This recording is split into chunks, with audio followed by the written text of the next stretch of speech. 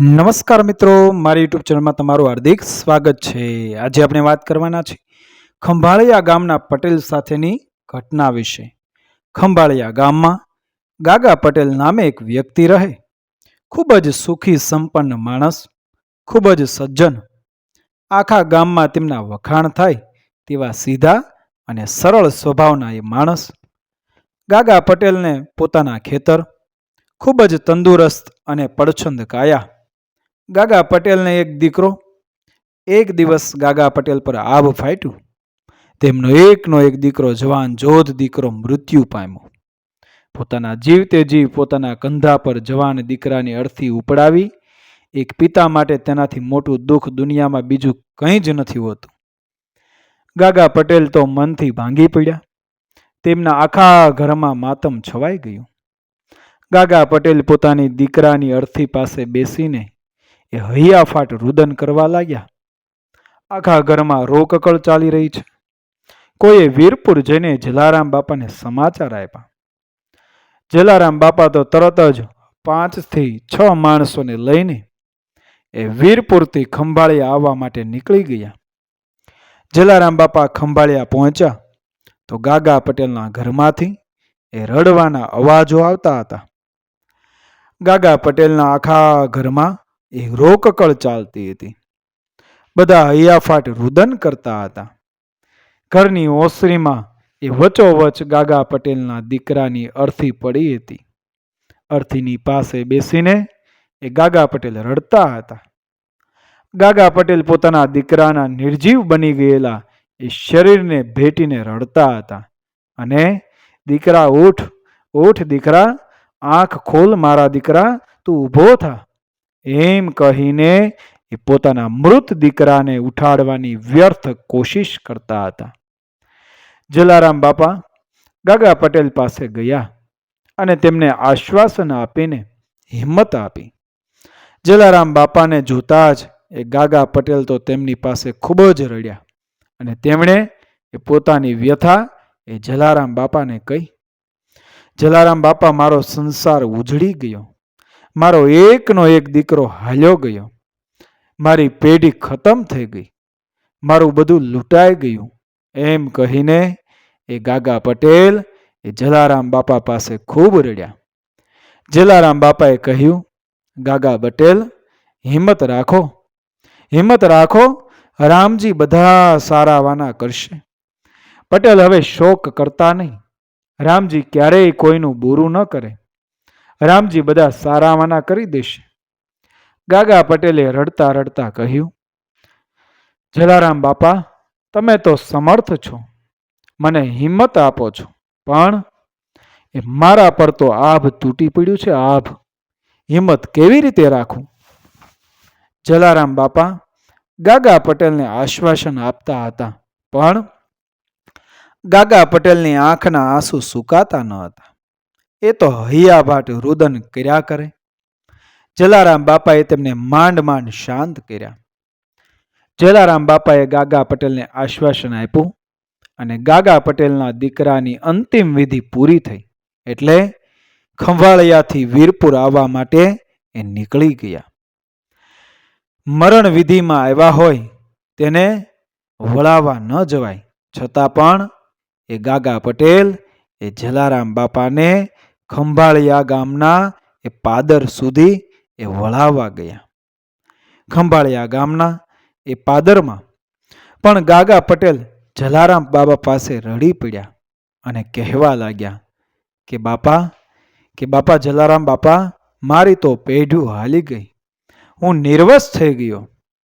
ત્યારે સંત જલારામ બાપાએ કહ્યું, ગાગા પટેલ શોક ન કરો, રામજી બેઠો છે ને, એ તમને નિર્વશ નહીં થવા દે, તમારી પેઢું એ મીટવા નહીં દે, રામજી પર ભરોસો રાખો પટેલ એમ કહીને એ સંત જલારામ બાપાએ દિલાસો આપ્યો અને વીરપુર જવા માટે એ ખંભાળિયા ગામના પાદરમાંથી રવાના થયા।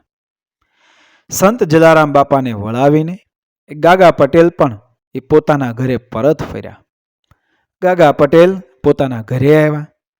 તેઓ શોકમાં ડૂબેલા હતા અને પોતાના દીકરાની યાદમાં રડ્યા કરતા હતા ત્યાં અચાનક જ એ ગાગા પટેલને સંત જલારામ બાપાના શબ્દો યાદ આવ્યા અને જલારામ બાપાએ કહ્યું હતું કે પટેલ, હિંમત રાખો, હિંમત.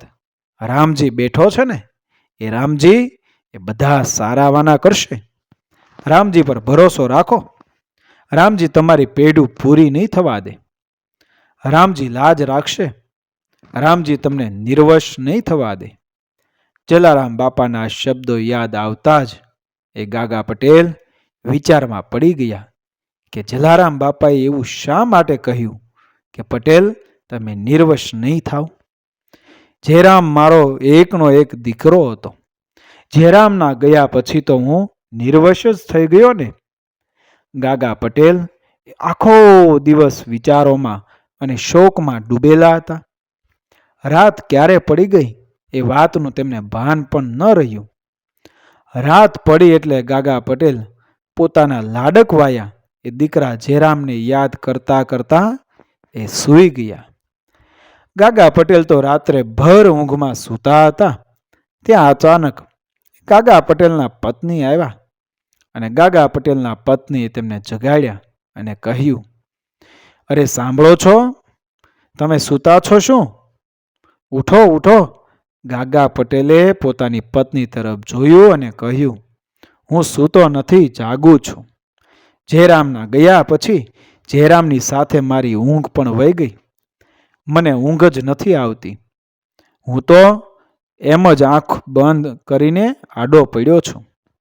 પણ તું કે થયું શું છે? આમ અડધી રાતે બરાડા કેમ પાડે છે? શું થયું? ગાગા પટેલની પત્નીએ કહ્યું કે આપણા દીકરા જયરામની વહુને એ સારા દિવસો છે.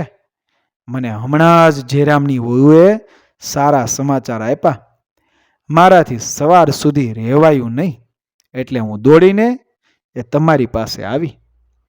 તમને આ સારા સમાચાર દેવા માટે જગાડ્યા. આપણા જયરામની ખોટ પૂરી થઈ ગઈ. આટલું બોલીને તેમના પત્ની અટકી ગયા.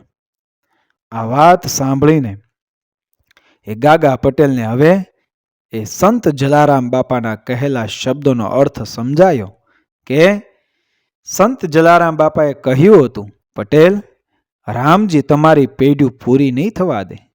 રામજી તમને નિર્વશ નહીં થવા દે. ગાગા પટેલ સમજી ગયા કે જયરામની વહુને દીકરો જ આવશે અને મારી પેઢી આગળ હાલશે. હું નિર્વશ નહીં થાવ. ગાગા પટેલને વિચારમાં ડૂબેલા જોઈને એ તેમની પત્નીએ કહ્યું, અરે હું તમને કહું છું, તમે સાંભળ્યું છે કે નહીં? શું વિચાર કરો છો? ગાગા પટેલ એ પોતાના વિચારોમાંથી બહાર આવ્યા અને કહ્યું, કંઈ નહીં, કંઈ નથી વિચારતો. આ તો ખરેખર સારા સમાચાર છે.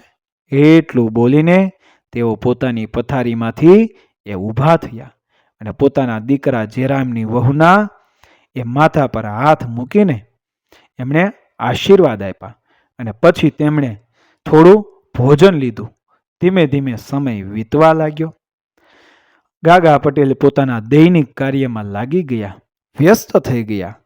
ગાગા પટેલ અને તેમનો પરિવાર એ ધીમે ધીમે એ પોતાના એકના એક દીકરા એ જયરામના મોતના શોકમાંથી બહાર આવ્યા અને ગાગા પટેલના મૃત દીકરાની વહુએ એક દીકરાને જન્મ આપ્યો. આખા ઘરમાં એ ખુશી છવાઈ ગઈ. થોડા દિવસ પછી ગાગા પટેલ પોતાના દીકરાને એ લઈને પોતાના પરિવાર સાથે એ વીરપુર આવ્યા અને પોતાના પુત્રને સંત જલારામ બાપાના ચરણોમાં રાખીને કહ્યું, જલારામ બાપા, તમારા આશીર્વાદ ફળ્યા. તમે કહ્યું હતું ને કે હું નિર્વશ નહીં થવા. સંત જલારામ બાપાએ તે નાના બાળકને હાથમાં લીધું અને આશીર્વાદ આપ્યા અને કહ્યું કે આ બધી તો રામજીની લીલા છે. આજે પણ એ ગાગા પટેલના વંશજો છે, જલારામ બાપાને ખૂબ માને છે અને સુખી સંપન્ન જીવન જીવે છે. મિત્રો, વિડીયો પસંદ આવ્યો મારી ચેનલને સબસ્ક્રાઈબ કરો, ફોલો કરો, શેર કરો. મળી આવી જ ઘટનાને પ્રેરણાદાયક વાર્તાઓ સાથે આગળના વિડીયોમાં. બન્યા રહો મારી ચેનલ સાથે. જય શ્રી કૃષ્ણ. રાધે રાધે. જય શ્રી રામ, જય શ્રી કૃષ્ણ.